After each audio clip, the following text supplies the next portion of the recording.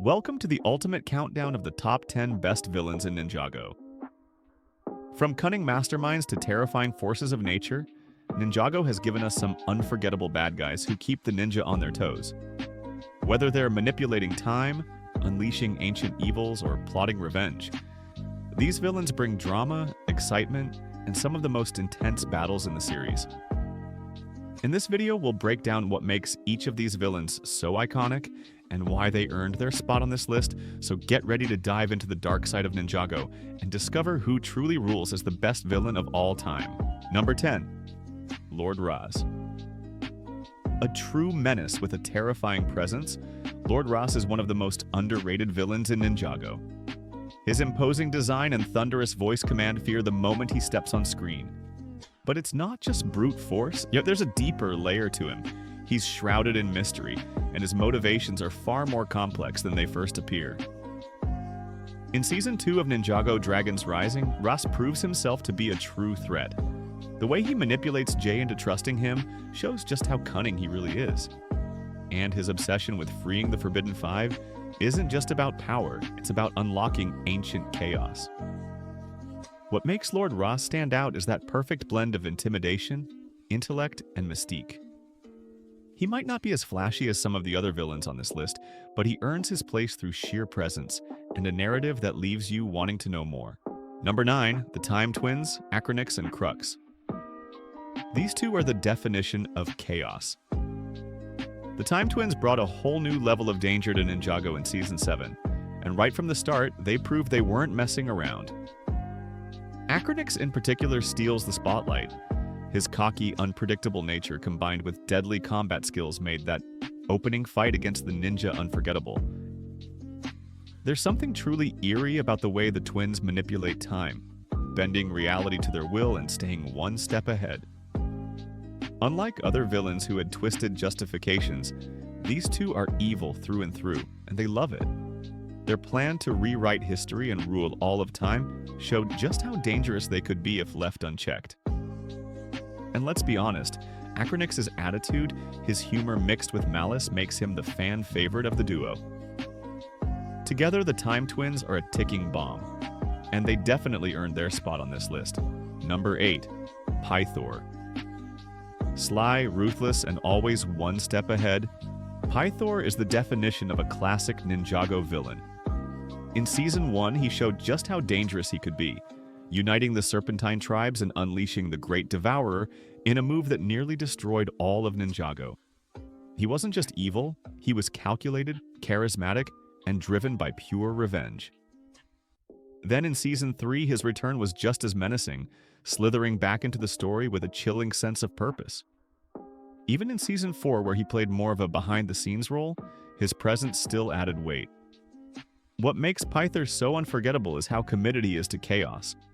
He doesn't just want power, he wants to reshape Ninjago in his own image. He's always looking for ancient forces to unleash, always plotting from the shadows.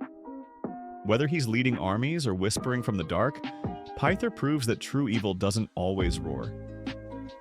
Sometimes it hisses. Number 7. Harumi. Harumi isn't just a great villain, she's one of the most complex characters in all of Ninjago. In Season 8, she completely stole the show. Her calm demeanor hides a mind fueled by revenge and pain. After losing her family to the Great Devourer, she turned that tragedy into hatred. Not toward the beast, but toward the ninja who failed to stop it. Her manipulation was masterful, from charming Lloyd to orchestrating the rise of Lord Garmadon. And yes, she went as far as betraying and killing her adoptive parents. Not out of cruelty, but because she was broken. That's what makes her so compelling. Harumi isn't evil for the sake of it. She's driven by deep emotional scars. Her beauty, her cunning, and her mysterious presence made her incredibly seductive as a villain. And when she died, it felt tragic yet perfect. The conclusion to a character consumed by her own darkness. Even her return in Crystallized, while controversial, still reminded us of how iconic she truly is. Number 6. Nadakan The Jin. This villain was on a whole other level. Nadakhan wasn't just powerful, he was smart. Every move he made in Season 6 felt like it was 5 steps ahead of the ninja. He didn't need brute force to win. He used manipulation, charm, and clever trickery to turn their own wishes against them.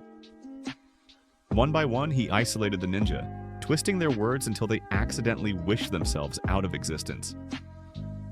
That's what made him so terrifying. He made you feel like he was always in control.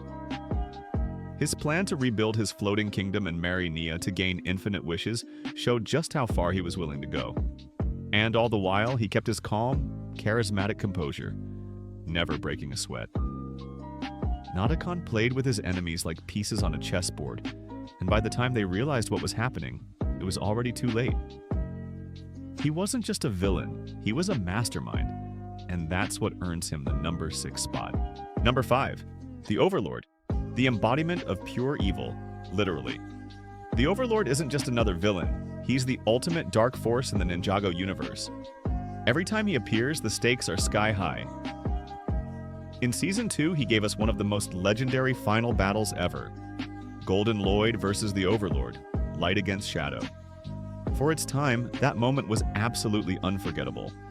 Then in Season 3, he evolved into the digital Overlord, taking over technology and threatening Ninjago in a completely new way. His ability to adapt and return even stronger shows just how unstoppable he really is. And then, in Crystallized, he came back once more powerful and dangerous than ever. He wasn't just fighting the ninja, he was trying to plunge the entire world into darkness. What makes the Overlord so effective is that he isn't driven by revenge or personal loss. He exists solely to corrupt, to destroy, and to dominate. A true force of nature, a true villain. Number 4, Lord Garmadon.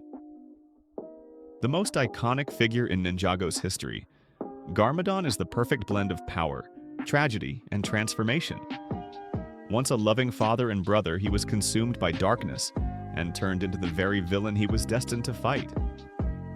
In the early seasons, he stood as the ninja's greatest threat, wielding 4 arms, dark powers, and unmatched authority. But what sets Garmadon apart isn't just his strength, it's his story. He's not evil for the sake of being evil. He's a man torn between destiny and identity. His transformation in Season 8, brought back in his purest evil form by Harumi, was terrifying and majestic. This wasn't just Lord Garmadon, this was destruction incarnate. And yet, even in Crystallized, we saw hints of his complexity, his internal conflict, and the traces of humanity buried deep beneath the villain. Garmadon is more than a bad guy. He's a symbol of what happens when light and dark go to war inside one man. Legendary in every way. Number 3, Thunderfang. Thunderfang is the embodiment of patience, power, and pure menace. What makes him stand out is his incredible long-term planning, waiting thousands of years just for the perfect moment to return to Ninjago and reclaim his throne. His deep, rumbling voice alone sends chills down your spine, perfectly matching his terrifying presence. But it's not just about brute strength. Thunderfang's cunning is on full display when he instantly betrays the Forbidden Five the moment he regains power. That quick, ruthless move shows just how dangerous and unpredictable he really is.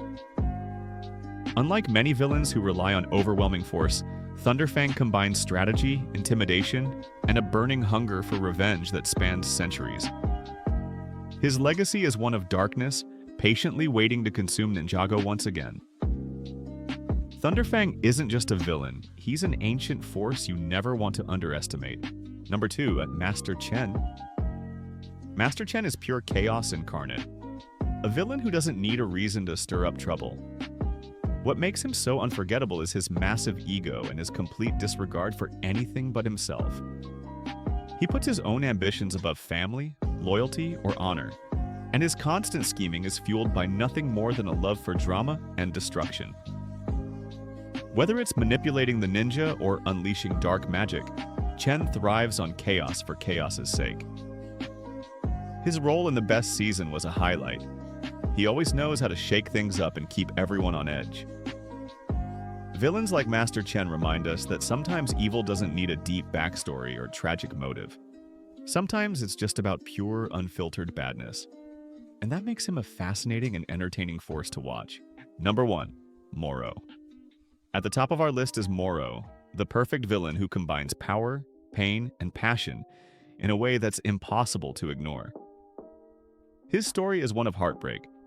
Once a student of Master Wu, Morrow's desire to become the Green Ninja was driven by ambition, but also deep wounds in his heart. This made him a complex and compelling antagonist, fueled by a mix of jealousy, betrayal, and a thirst for recognition. His mastery of the wind element and his terrifying spectral powers made him a force to be reckoned with, challenging the ninja in ways no one else could. Season 5 was a standout, largely because of Morrow's captivating presence. He wasn't just strong, he was smart, strategic, and emotionally layered.